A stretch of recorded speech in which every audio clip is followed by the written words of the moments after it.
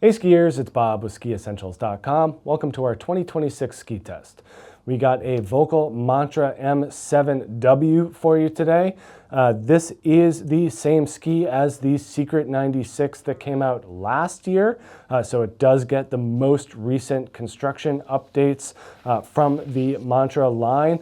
They are now calling it a Mantra M7W, but it is the same ski that we had last year, just with a different top sheet. Volkl is just trying to condense all of their skis more into one name, for better or for worse. And they've always been the same. Mantras and Secrets, Kendos and Kenjas, they've always been the same construction. So now we're just kind of combining them all into one name.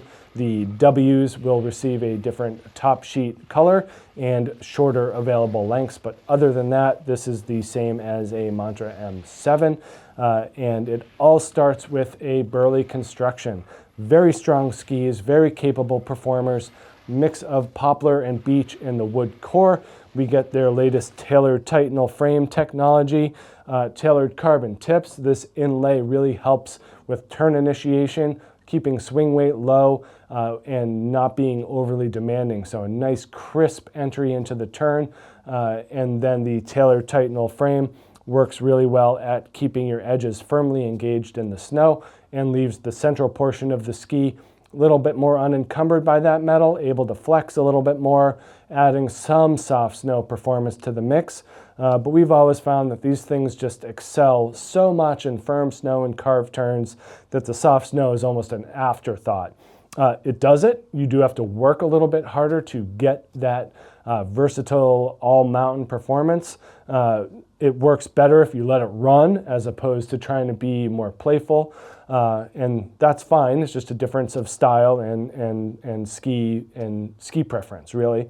But what they do nicely is they align the beech under the metal frame, doubling up on emphasis on edge, grip, and control, really bringing this ski into a firm snow mentality, especially with metal, beech metal layers along the edges. So really emphasizing kind of the technology and sophistication that Volkl has been known to use, and their preference for making a ski carve really well first and then be more versatile second. It is on the heavier side. This is a 163, and there's some weight here. We're at 1,810 grams, and it's got a pretty stiff flex. So there's not a whole lot that's like gentle about this ski. It does require some effort, requires a little bit of skill and strength. But if you're kind of comfortable with putting a ski on edge and letting it run, nothing's going to shake this M7W. It is extraordinarily stable and highly qualified to bust through crud and chop. Softer snow, spring mush, no problem. Wind-blown snow, it's going to want to find the bottom. It just doesn't have kind of that pure powder performance that you'd find from something that's a little bit softer or a little bit more rockered. The shape and profile are quite interesting in these skis because it is a very flat overall profile. Not a lot of splay in the tips or in the tails, and not a lot of camber underfoot. So very, very flat overall. What that means to me is that the ski likes to stay on the snow. The longer that pieces and parts and material are on the snow, the smoother the ski is going to be and the more direct it's going to be. So that is easy to see where Volkl's emphasis goes, is they want this thing to feel smooth, powerful, damp, stable, and in control. But not a whole lot of kind of playful, bouncy flotation to it, really at all. They do use their 4 radius drive in this ski, so 4 different turn shapes throughout.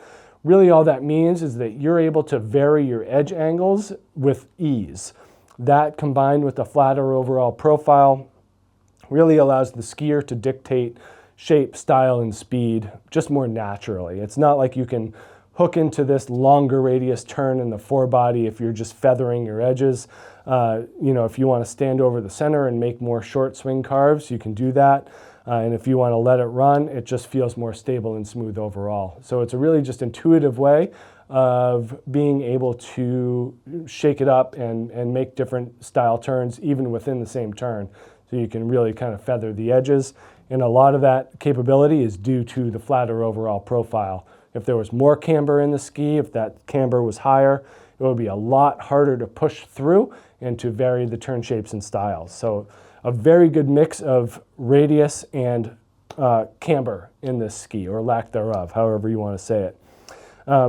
But a lot of great feedback on this, notably from my wife, who was at our ski test this year, and I would never have thought that she would pick this as a top ski for her.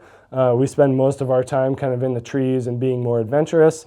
You know, she is a previous generation Kenja 88 owner, and certainly noticed how that ski hooked into turns and was, I would say, on the unforgiving side. So I was surprised that she had her comments about this thing here. She skied this 163 and noted that she loved it. It felt effortless, easy to maneuver, quick release of turns if you want, can make big turns if you desire, very responsive.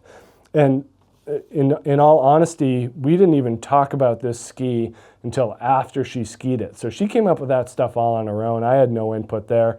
And I'm actually really impressed that she was able to figure all that stuff out kind of exactly how I would word it. Maybe it's just, you know, osmosis of ski knowledge that's wearing off on her. But nonetheless, I was pretty impressed that this was a top pick for her. And, you know, the more I thought about it, the more it kind of made sense.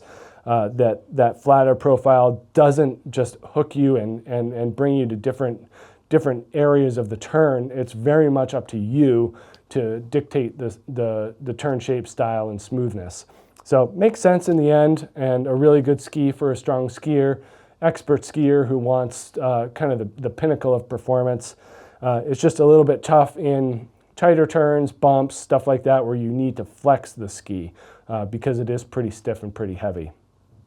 But that being said, still just a rock solid option for strong skiers who are looking for smoothness, power, and edge control. So make sure you check out this Mantra M7W here at SkiEssentials.com, and we'll see you out there on the hill. Bye.